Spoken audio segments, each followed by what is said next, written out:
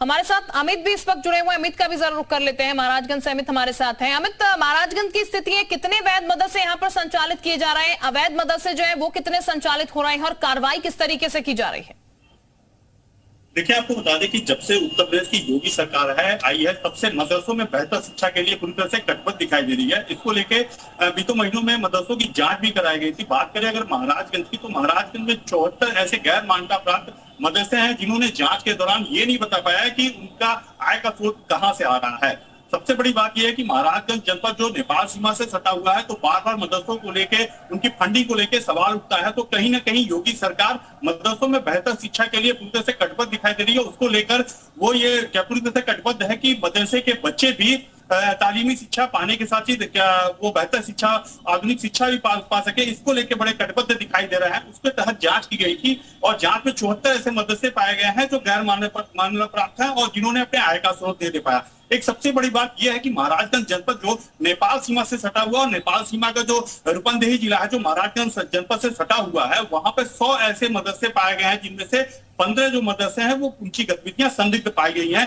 इसकी जांच रिपोर्ट यहाँ से शासन को भेजा जा चुका है। बात करें क्या यहाँ के महाराजगंज के जिलाधिकारी सत्येंद्र कुमार ने भी बताया है कि जो भी जांच पाया गया था, जांच में उसकी रिपोर्ट शासन को भेज दी गई है। तो कहीं ना कहीं आने वाले दिनों में और बेहतर शिक्षा देने के लिए जो क्या सरकार की मंशा है उसको आगे कदम बढ़ाया जा रहा है। और कहीं ना कहीं जो जांच में पाया गया है, वो जो मदरसे मान्यता प्राप्त है उनमें वहां छात्रों को बेहतर शिक्षा मिल सकता है। इसको लेकर पूरी तरीके से क्या शासन और सरकार कटिबद्ध दिखाई दे रही है। तो कहीं ना कहीं ये सरकार की पहल बहुत ही बेहतरीन है और आने वाले दिनों में इसका लाभ भी मिलने वाला है मदरसों के छात्रों को।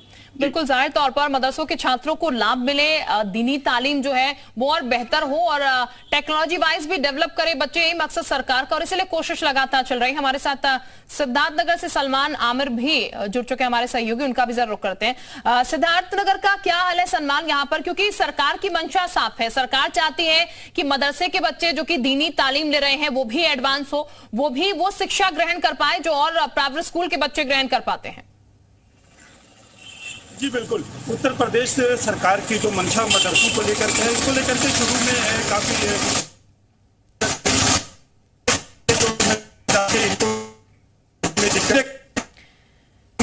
चले आपके पास सलमान हम पहुंचेंगे, आपकी आवाज हम तक सही नहीं पहुंच रही है, वापस जुड़ेंगे आपसे। अजीत हमारे सहयोगी हमारे साथ बने, अजीत का हम जरा एक बार फिर से रुख करते हैं।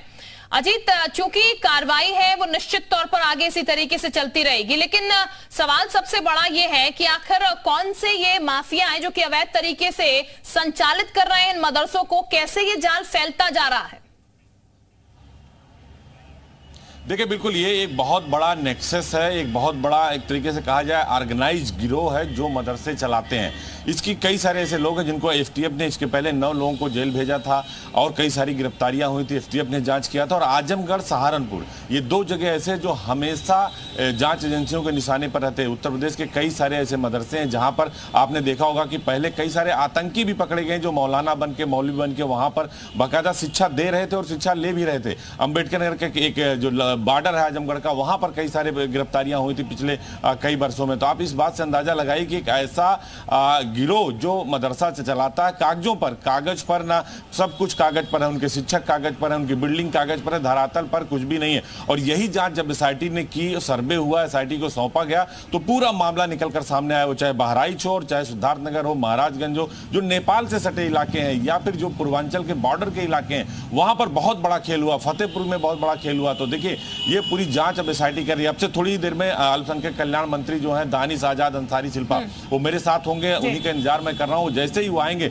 वो भी इस पूरे मसले पर अपनी बात रखेंगे। तो इस बात से आप अंदाजा लगाइए कि मदरसों को लेकर सरकार लगातार ये कहती है कि हम उनको मुख्य धारा से जोड़ेंगे, बच्चों को पढ़ाएंगे। इसीलिए देखिए, मदरसों में अब मैथ और इंग्लिश कई सारे जो सब्जेक्ट है उसको सरकार ने बढ़ाया। बाकायदा बजट में भी मदरसों के आधुनिकीकरण और बच्चों के जो शिक्षा को लेकर बढ़ाया गया। स्मार्ट क्लासेस के लिए भी 500 करोड़ दिया योगी आदित्यनाथ ने। तो इस बात से अंदाजा लगे सरकार एक तरफ बच्चों को आगे ले जाना चाहती है, दूसरे मदरसे जो चलाते हैं वो फर्जीफिकेशन करते हैं, उनको ऐसी शिक्षा देते हैं जो वो जिहाद की तरफ ले जाते हैं, उनको कट्टरपंथ बनाते हैं। यही तमाम चीजें हैं, कट्टरपंथिता, जिहाद, ये जो सिखाया जाता है अवैध मदरसों में, क्योंकि जो बेहतर तरीके से सही मदरसे संचालित किए जा रहे हैं वहां पर तो बेहतर शिक्षा मिल रही है, लेकिन दूसरी तरफ ये जो चीजें, इन्हीं गतिविधियों को रोकना है। हमारे साथ इस वक्त AK जैन साहब जुड़ चुके हैं, पूर्व DGP। बहुत स्वागत सर आपका जी उत्तर प्रदेश उत्तराखंड पर। सर, ये जो एक्शन लिया गया है यहाँ पर 219 मदरसों के खिलाफ जो मानकों के विपरीत चल रहे थे, आपको बता दें 3 पूर्व रजिस्ट्रार और 3 डीएमओ हैं जिन पर योगी सरकार का अंटर चला है। सर, इस एक्शन को कैसे देख रहे हैं आप, क्योंकि योगी सरकार अवैध मदरसों के खिलाफ सख्त है और उसी के तहत ये कार्रवाई भी। देखिए, ये कार्रवाई बहुत पहले सरकारों में हो जानी चाहिए थी। यूपी नेपाल बॉर्डर पे बड़ी संख्या में मदरसे आ रहे हैं, कहां से उनकी फंडिंग हो रही है, कौन उनको संचालित कर रहा है, वहां पर क्या करिकुलम है, क्या पढ़ाया जा रहा है, कौन से सब्जेक्ट लिए जा रहे हैं, कौन वहां पे जो वहां के टीचर्स हैं जो वो कौन हैं, तो इन सब की कोई भी जानकारी नहीं है। अगर उनको कल जिहादी लिटरेचर बच्चों को पढ़ाया जाता है या गलत शिक्षा दी जाती है तो आगे चलकर नुकसान तो प्रदेश का ही होना है। ये कार्रवाई सही है, बच्चों को सही दिशा में ले जाने की है। ऐसे मदरसों की फंडिंग कहां से हो रही है, लीगलाइज फंडिंग है कि नहीं है, इन सब के संबंध में जांच होनी चाहिए, गहन जांच होनी चाहिए और कार्रवाई होनी चाहिए। इसी प्रकार पूरे नेपाल बॉर्डर पे, यूपी नेपाल बॉर्डर पे सैकड़ों की संख्या में अवैध मदरसे और मस्जिदें बनी हैं। इनकी भी पूरी जांच होनी चाहिए कि आखिर इनको संचालित कौन कर रहा, यहाँ पर पढ़ा कौन रहा है, कहां से इनके टीचर्स आए हुए हैं, उनका टीचर्स का भी पूरा कैरेक्टर वेरिफिकेशन होना चाहिए। इसमें कई गलत तत्व निकलेंगे। बिल्कुल, यही तमाम चीजें हैं जो सर आप काउंट करा रहे हैं, इसी पर वर्क शायद हो रहा है और होना भी चाहिए ताकि बेहतर यहाँ पर तालीम जो है यहाँ पर मदरसों में बच्चों को मिल पाए। बहुत शुक्रिया सर आपका हमारे साथ जुड़ने के लिए, और हमारे तमाम सहयोगी भी हमारे साथ बने हुए थे, बहुत शुक्रिया आप सभी का तमाम जानकारी देने के लिए। वक्त एक बहुत छोटे से ब्रेक का है, लौटेंगे जल्द।